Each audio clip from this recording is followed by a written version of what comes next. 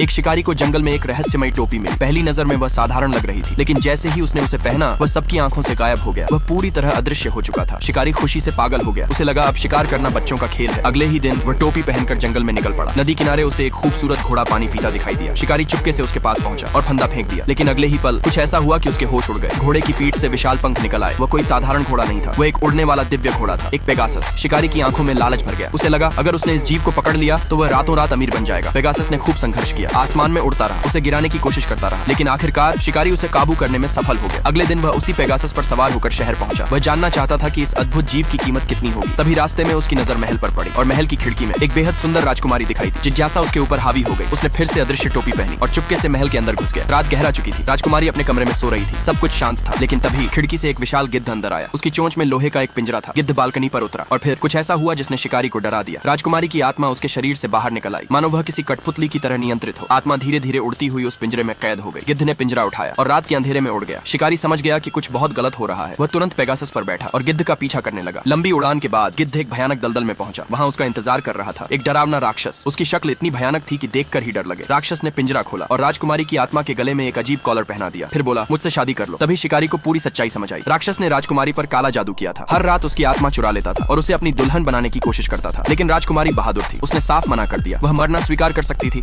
लेकिन उस राक्षस से शादी नहीं। समय पूरा हुआ और उसकी आत्मा वापस महल लौट गई। राक्षस अकेला रह गया, दुखी और क्रोधित। लेकिन तभी उसकी नजर दलदल की मिट्टी पर पड़े पैरों के निशानों पर गई। कोई उनका पीछा करके यहाँ तक आया था। राक्षस समझ गया कोई अदृश्य व्यक्ति उसके राज तक पहुंच चुका है।